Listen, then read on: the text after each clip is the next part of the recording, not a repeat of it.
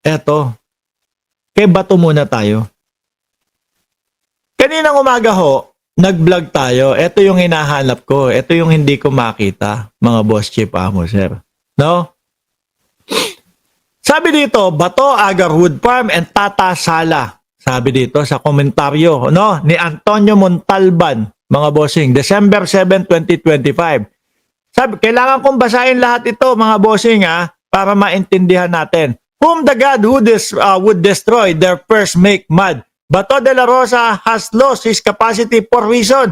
There is no warrant of arrest yet from the Interpol for his leading participation in Rodrigo Duterte's murder program, no? Yet, he already is in hiding. Ayan kasi yung sinasabi nila eh. Paulit-ulit sila. Oh, nako, wala namang warrant of arrest kay Bato de la Rosa. Ganyan. Bakit hindi nyo palabas si Bato de la Rosa at paatinin doon sa mga sesyon ng Senado? Oh, isulong ninyo na umattend, pumasok. Bakit? Kasama kayo sa nagpapasweldo kay Bato de la Rosa. Kasama ang buong Pilipinas na nagpapasweldo kay Bato de la Rosa. Wala naman palang warrant of arrest eh. Ano pang hinihintay ninyo? Ipananawagan nyo na. Bato, lumabas ka na, pumasok ka na. Di ba kailangan ng mga kapwa mo, mga DDS, ng mga senador, ng kakampi doon sa loob ng Senado? Di ba?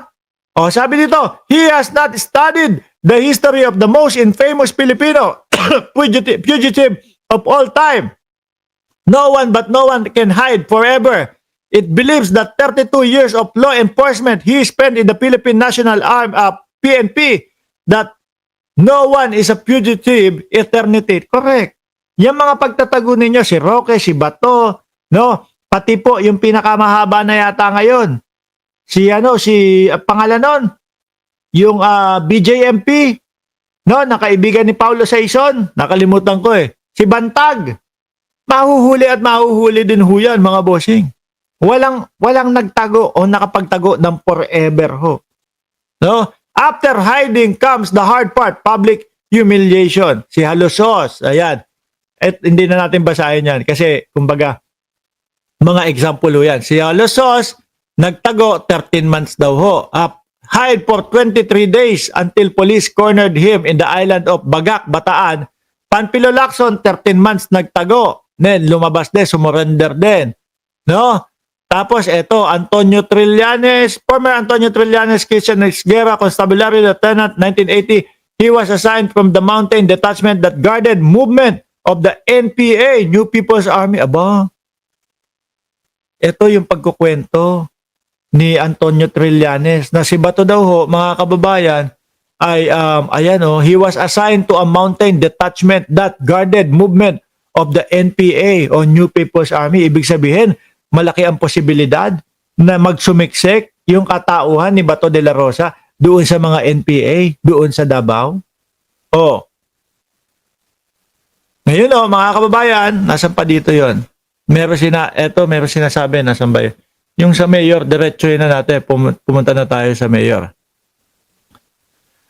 Other friend says he is in the vicinity all right, but it's protected by Jose Nelson Tata Sala. May pangalan, ayan Protektado daw si Bato de la Rosa ni Jose Nelson Tata Sala. Sino daw yun? The thing that can be associated with Sala can be very unpalatable, no? At the height of the Pogo hearing in the Senate Blue Ribbon Committee, it was revealed that 1,501 Red Chinese nationals secured their birth certificate from the civil registrar of Santa Cruz, Davao del Sur. Sala is currently municipal mayor of Santa Cruz, hometown of Bato de la Rosa. Sa hometown pala ni Bato de la Rosa, yung napabalita na maraming mga birth certificate ng mga Chinese na napayagan, na nabigyan mga peke daw ho. Di ba? Ayan 1,501 Red Chinese national secured their birth certificate. Kaya pala, may mga in-check, mga checkwa na mga bumibili ng mga kalupaan, malalaking mga kalupaan, doon po sa sa Palawan. Di ba? Kasi delikado na kapag kayong mga ganyan, mga bossing, nabigyan ng mga perking birth certificate, pwede nang bumiling sasakyan, lupa, lahat na. Parehas na po yan eh. Pilipino na din po yan eh. No? Peke nga lang. Doon pala nagmula yun, base dito sa sinasabi, no? Sa Santa Cruz, Davao del Sur, no? Sala is currently municipal mayor of Santa Cruz, the hometown of Bato. Ngayon alam mo na. Kaya ayaw nilang abugaan do si Roque para malayo sila sa link ng Pogo. Ganun pala yun. Paulo Saison, halika nga, mag-vlog ka na lang din, ano? Halika na, nako, sasabihin ng mga kaibigan, mababansagan ka din bayaran.